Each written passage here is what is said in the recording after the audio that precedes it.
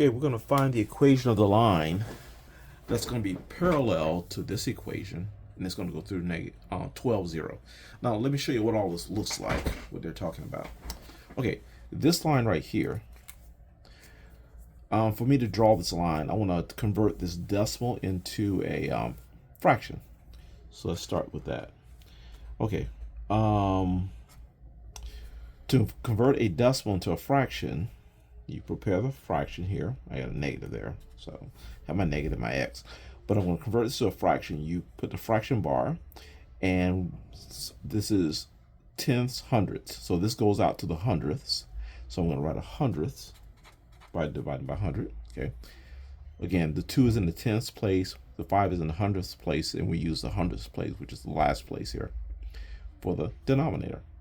Then we put the 25 without the decimal in the numerator. So this is our fraction. Now, that fraction does need simplifying. So 25 over 100, I'm going to simplify that by dividing everything by 25. That's really a negative. 25 over 100. We put the negative there. All right, and then if I divide by 25, this becomes a 1. 100 divided by 25 becomes a 4. And the negative, I don't forget it. So this fraction actually simplifies down to negative 1/4. So we're going to replace that to negative 1/4 and then x. Now let's graph this and see how it looks. Okay, make a little x and y plane here. All right, so first we start with the intercept. The intercept uses the number that's here. You see there's no number. So we assume that the y-intercept, we assume that it's a +0, okay? And we'll say that right here, which is, that's 0, 0. That's going to be the y-intercept. Now, the slope. The slope is negative 1/4, which means that the next point is going to be down 1 and over 4. The next point from here is going to be down 1 and then over 4. 1, 2, 3, 4. So let's go down 1 and over 4. That takes us to this spot right here. We can go down 1 again and then over another 4. 1, 2, 3, 4, and get a second point. Okay. So that is the line that they are referring to right here. Or right here, should I say. Yeah. Okay, there's that line. And what they're saying is that they want a new line.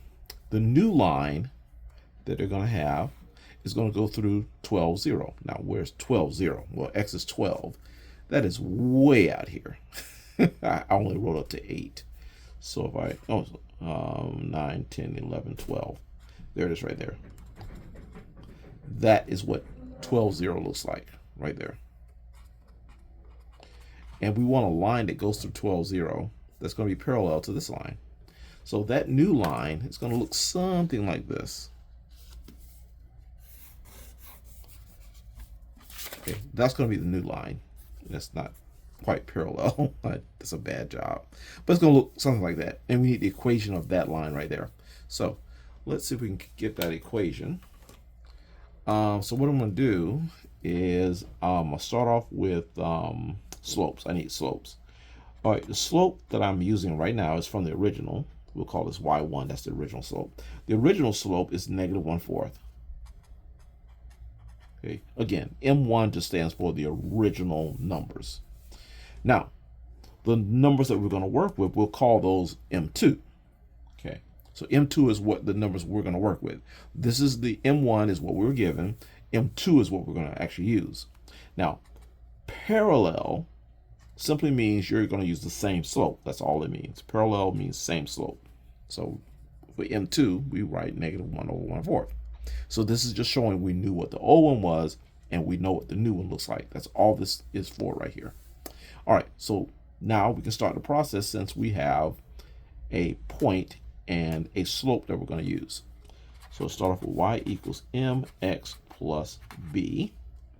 Okay, so now we start filling in. For y, we're going to substitute that with a 0. For m, we're going to substitute that with a negative 1/4. For x, we're going to substitute that with a 12. And b is unknown. That's what we're looking for. So now we're going to multiply the negative 1/4 times the 12. So let's do that off to the side here. We're going to do that here. Negative 1/4 times a 12. We'll make it 12 over 1. And so we can multiply the numerators, which we'll get 1 times 12 is 12. And or negative 1 times 12 is negative 12. Sorry. Negative 1 times 12 is negative 12. 4 times 1 is going to be 4. And we can simplify this by dividing by 4, and we will get a negative 3 over 1, and this is going to be simplified to a negative 3. Okay. All right, we can write that down. So 0 equals negative 3 plus b. I'm going to slide this over a little bit to this spot. 0 equals a negative 3 plus b. And then I want to add 3 to both sides in order to isolate the b. 0 plus 3 equals 3. This goes away, and b is isolated. So we know b is 3. So if b is 3, we can now write the equation. So now we have the 1/4, negative 1/4, and the b. So we can write y equals negative 1/4 x plus 3. And that's the equation that this is supposed to be.